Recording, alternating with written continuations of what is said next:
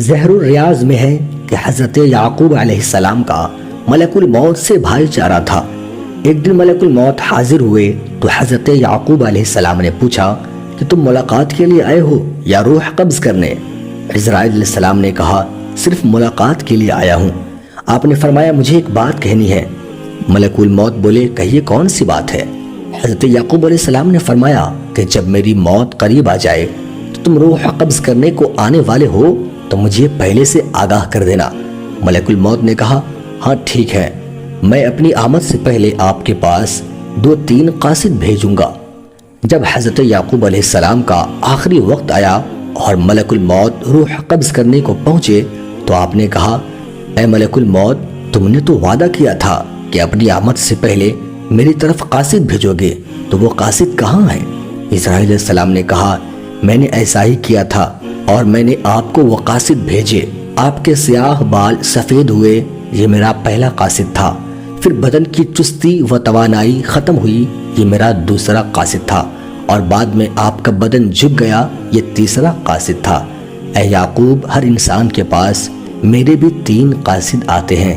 شیخ ابو علی دقاق رحمۃ اللہ علیہ کہتے ہیں کہ میں ایک ایسے بیمار مرد صالح کی عیادت کو گیا جن کو شمار مشائخ کبار میں ہوتا تھا۔ میں نے ان کے گردان کے شاگردوں کو بیٹھے ہوئے دیکھا۔ شیخ ابو علی رحمۃ اللہ علیہ رو رہے تھے۔ میں نے کہا اے شیخ، کیا آپ دنیا پر رو رہے ہیں؟ انہوں نے فرمایا میں اپنی نمازوں کی قضا ہونے پر رو رہا ہوں۔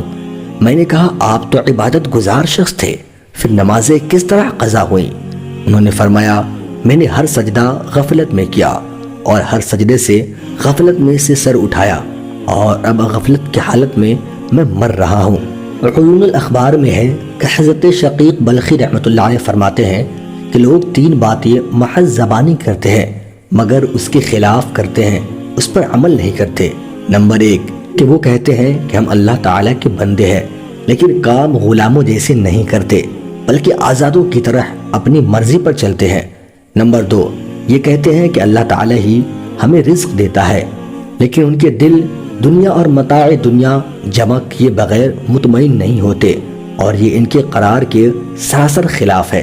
نمبر 3 تیسرے کہتے ہیں کہ آخر ہمیں مر جانا ہے مگر کام ایسے کرتے ہیں جیسے انہیں کبھی نہیں مرنا۔ دوستوں ذرا سوچو تو صحیح، اللہ کے سامنے آپ کون سا منہ لے کر جائیں گے اور کون سی زبان کا جواب دیں گے جب وہ آپ سے ہر چھوٹی بڑی چیز کے بارے میں سوال کرے گا؟ ان سوالات کے لیے کبھی آپ نے سوچا ہے کہ آپ کیا جواب دیں گے؟ دوستوں یہ زندگی چند دنوں کی ہے، لہٰذا آخرت کی تیاری کریں اور اپنے آپ کو گناہوں سے بچاتے رہیں اور اللہ سے اپنے گناہوں کی معافی و توبہ استغفار کرتے رہیں۔ دوستوں یہ تھی میری آج کی ویڈیو۔ اگر ویڈیو اچھی لگی ہو تو لائک کر کے اپنے دوستوں میں ثواب کی نیت سے ضرور شیئر کریں اور ہمارے چینل کو بھی سبسکرائب کر لیں۔ اب دیجیے مجھے اجازت، سانس باقی رہے تو انشاءاللہ پھر سے اگلی ویڈیو لے کر آپ لوگوں کی خدمت میں حاضر رہوں گا۔